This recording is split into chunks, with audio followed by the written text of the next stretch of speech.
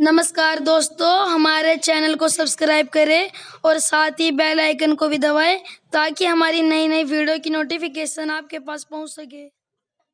नमस्कार दोस्तों, अब हम यहाँ पे पार्ट 3 देखेंगे दौड़ और खेल का। तो लिखा है कि ए 51 सेकंड में 550 मीटर दौड़ सकता है और बी 55 सेकंड में मतलब यही 550 मीटर दौड़ सकता है। अगर बी को 50 मीटर का स्टार्ट मिल जाए, यानी 550 की जगह 500 हो जाए, ठीक है।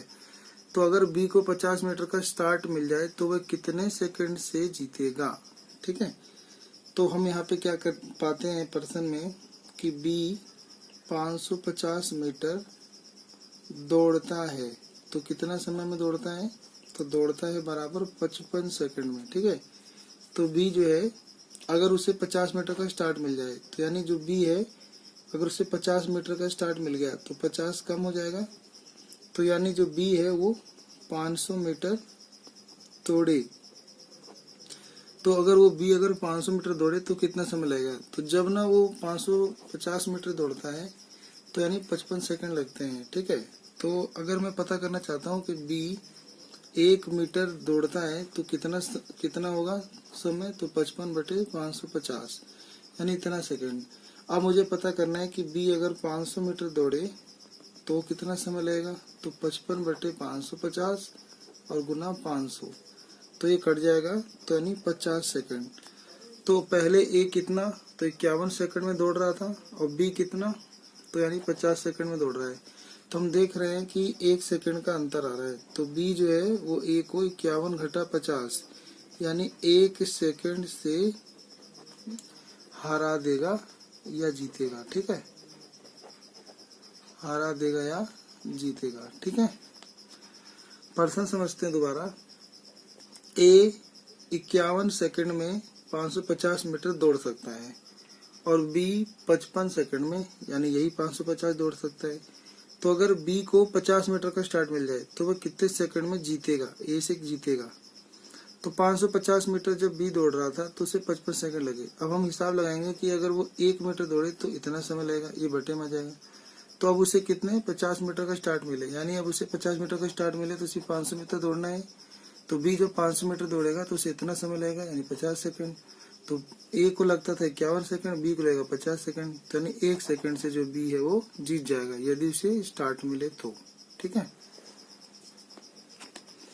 एक क्वेश्चन है हमारे पास कि 880 मीटर की एक दौड़ में ए बी को 50 मीटर और सी को 91 मीटर का स्टार्ट दे सकता है, तो जबकि बी सी को 6 सेकंड का, तो 820 मीटर दौड़ने में सी को कितना समय लगेगा, ठीक है। थोड़ा इस हिसाब से सोचेंगे तो हो जाएगा।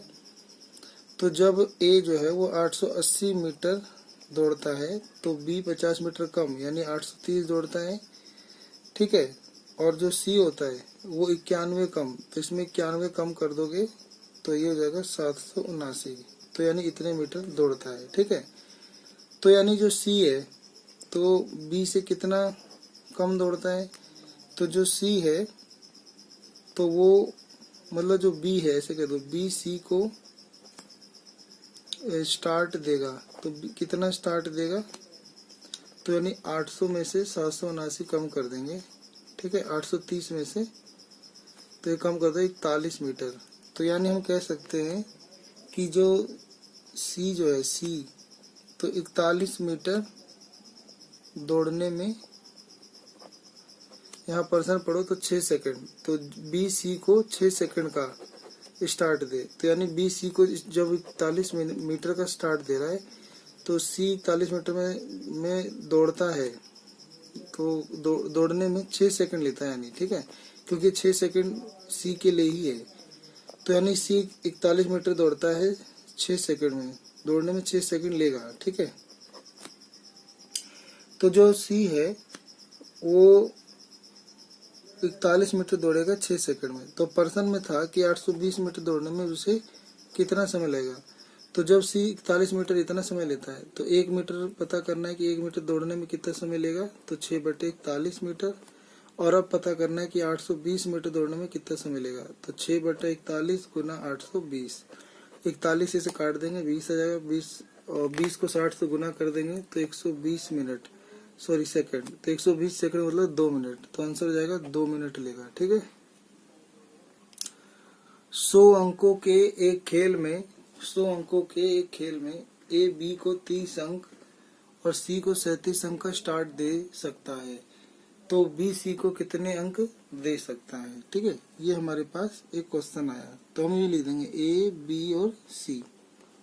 ए जो है जो 100 अंक है, तो बी को 30 अंक का स्टार्ट देता है, यानी वो 70 ला रहा है, और सी को 37 यानी सी 63 ला रहा है। ठीक है, तो यानी 70 पे कितने की लीड दे रहा है, 7 की।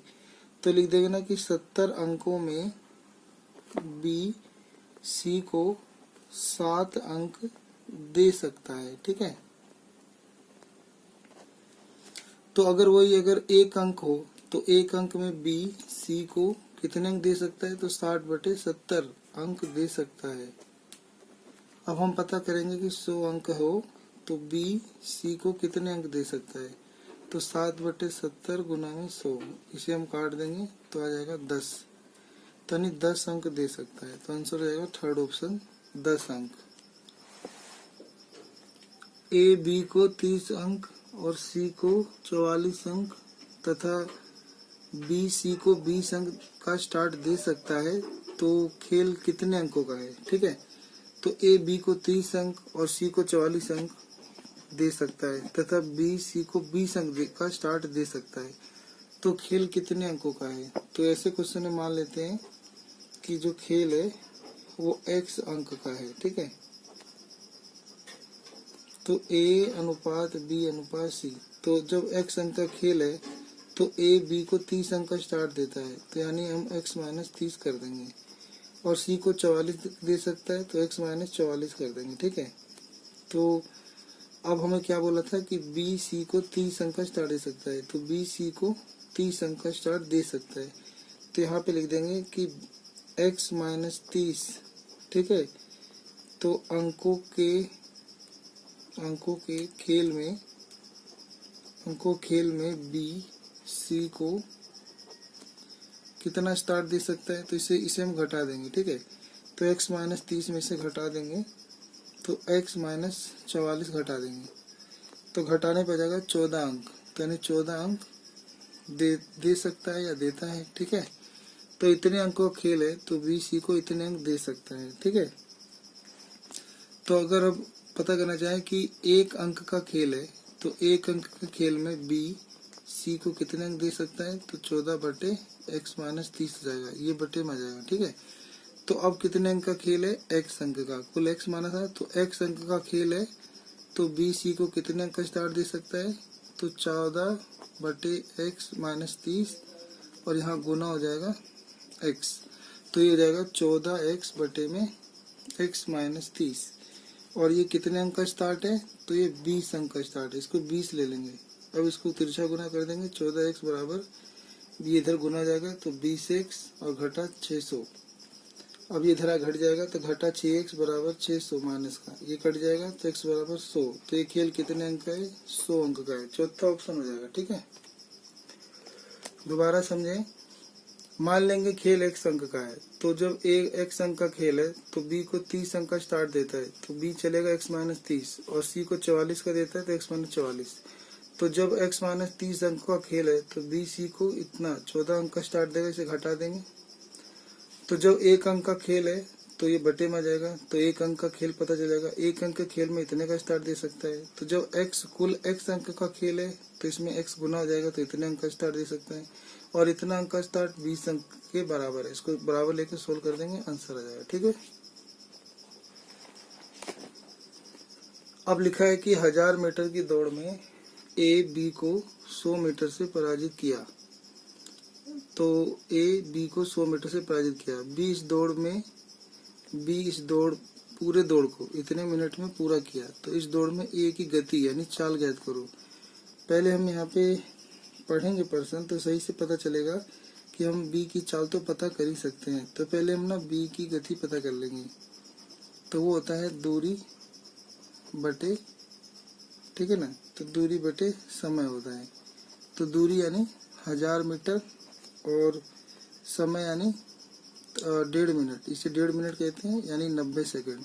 काट देंगे तो हो जाएगा 100/9 मीटर पर सेकंड। ये बी की गति आ गई। तो यानी जब ए 1000 मीटर दौड़ता है तो बी यानी 100 मीटर से हार जाता है, तो यानी 900 मीटर दौड़ता है। तो बी की गति हमें पता चल गई इतनी है, ठीक है। और बी ने कितना दौड़ना है, 900 दौड़ना है। तो अब हमें पता चल गया कि 900 मीटर दौड़ेगा। तो बी तो 900 मीटर, ठीक है। तो 900 मीटर दौड़ने में बी को लगा समय। तो अब पता करना है, तो दूरी बटे चाल। तो चाल आया था 100, समय का फॉर्मूला दूरी बटे चाल। तो दूरी यानी 900 मीटर दौड़ा है बी 1000 मीटर की दौड़ में, और उसकी चाल थी 100/9। तो 100/9, 9 ऊपर चला जाएगा। तो 9 9 81 सेकंड तो बी को लगे हैं दौड़ने में, ठीक है। तो अब हम निकाल लेंगे कि ए की गति, यानी ए की गति कितनी है। तो वो 1000 मीटर दौड़ लेता है। जितने 900 दौड़ता है तो उतने ही समय में 1000 दौड़ लेता है ए। तो ए की गति जाएगी कुल दूरी और बटे में समय 81। तो इसे हम काट देंगे, तो काटने पाएगा 12.34 मीटर पर सेकंड, जो कि ऑप्शन नंबर 1 हो जाएगा, ठीक है। 1 किलोमीटर की दूरी को ए 4 मिनट 54 सेकंड में तथा बी 5 मिनट में दौड़कर पार करते हैं। 1 किलोमीटर की दौड़ में बी को ए से कितने आगे खड़ा रहना चाहिए कि अंतिम लक्ष्य पर दोनों एक साथ पहुंचे, यानी वही स्टार्ट वाला पता करना है, ठीक है, कि ए बी को कितना स्टार्ट दे सकता है, ठीक है। कैसे करेंगे, तो पहले 5 मिनट जो बी का हिस्सा दिया है कि 5 मिनट में बी दौड़ता है। तो 5 मिनट में बी कितना दौड़ता है, तो 1 किलोमीटर। 1 किलोमीटर यानी 1000 मीटर दौड़ता है, ठीक है। तो वही जो 4 मिनट और 54 सेकंड में पता कर लेते हैं कि बी कितना दौड़ता है। तो देखो, अगर 5 मिनट में बी दौड़ता है तो 5 मिनट कितना होता है, 300 सेकंड। तो जब 1 सेकंड में कितना दौड़ेगा बी, तो 1 सेकंड में बी दौड़ता है तो 1000 बटे में 300 हो जाएगा। तो 1000 बटे 300 1 सेकंड में हो गया। तो हमें पता करना है 4 मिनट 54 सेकंड। तो 4 मिनट माने 240 और जमा 54, तो यानी 294। तो 294 यहाँ पे गुना कर देंगे, ठीक है। अब इसे हम काट देंगे।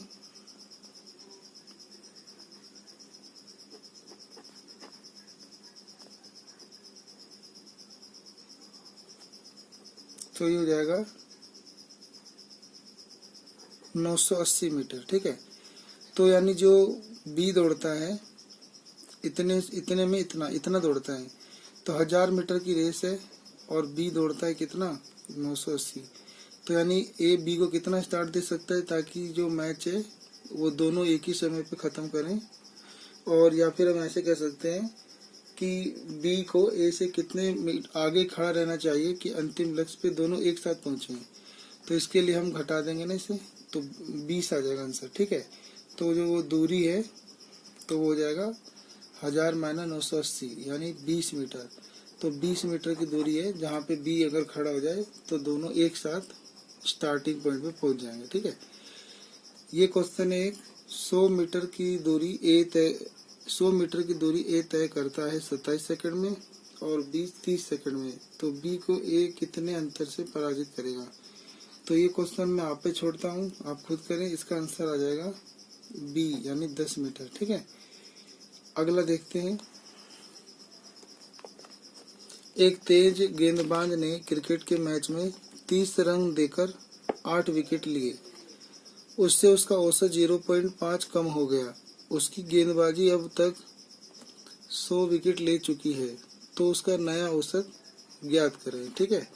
तो इस क्वेश्चन को करने के लिए एक चीज आपको समझनी होगी कि औसत क्या होता है। औसत विकेट टिकट की बात होता है तो वो निकलता है रन बटे में विकेट से, ठीक है। इतना आपको याद रखना है। तो प्रश्न में था कि एक तेज गेंदबाज ने क्रिकेट के मैच में 30 रन देकर 8 विकेट लिए और यदि जिससे उसका औसत 0.5 कम हो गया, यानी ये औसत कम हो गया। तो यदि गेंदबाज अब तक 100 विकेट ले चुका है तो उसका नया औसत ज्ञात करो। तो नया औसत ज्ञात करना है, तो इसको हम कैसे करें? तो इसके लिए मान लेंगे कि माना कि जो पहले का औसत था वो x था, ठीक है, पहले का औसत x था। तो पहले का x था, तो अब उसने 100 विकेट पूरा कर चुका है, तो यानी 8 विकेट लेने के बाद, तो यानी उसके पास पहले कितने थे? 92 विकेट। तो यानी उसके पास 92 विकेट थे, औसत इतना था, ठीक है, x। तो औसत क्या था? x, और ये विकेट इधर गुना कर देंगे तो रन पता चल जाएगा, ठीक है। तो हमें पहले रन निकालना है, तो रन निकालने के लिए इस औसत में विकेट गुना कर देंगे, तो औसत में गुना कर देंगे 100 माइनस 8 यानी 92 गुना कर देंगे, और ये पहले का रन आ जाएगा, ठीक है। तो पहले के रन में अब 30 रन और जोड़ दो, क्योंकि अब 30 रन दिया गया है, ठीक है। तो 30 रन दिया गया है, और अब कितने हो गए टोटल? 100 विकेट हो गए। तो इससे क्या हुआ कि उसका जो औसत है वो x था पहले, और अब औसत 0.5 कम हो गया, ठीक है। तो अब इसे बस सोल्व कर देंगे, तो आपका आंसर हो जाएगा x का मान 10। तो पहले औसत 10 था, तो नया औसत कितना आ जाएगा? पहले आप इसे सोल्व कर लेंगे, तो आपका आंसर 10 आ जाएगा। पहले औसत 10 था, तो अब नया औसत निकालना है, तो नया औसत ना 10 में से 0.5 कम कर देंगे, ठीक है। तो 10 में से जब 0.5 कर देंगे तो 9.5 आ जाएगा नया औसत, ठीक है। दोबारा समझेंगे इसको। एक तेज गेंदबाज ने क्रिकेट के मैच में 30 रन देकर 8 विकेट लिए, जिससे उसका औसत 0.5 कम हो गया। यदि गेंदबाज अब तक 100 विकेट ले चुका है तो उसका नया औसत ज्ञात करो।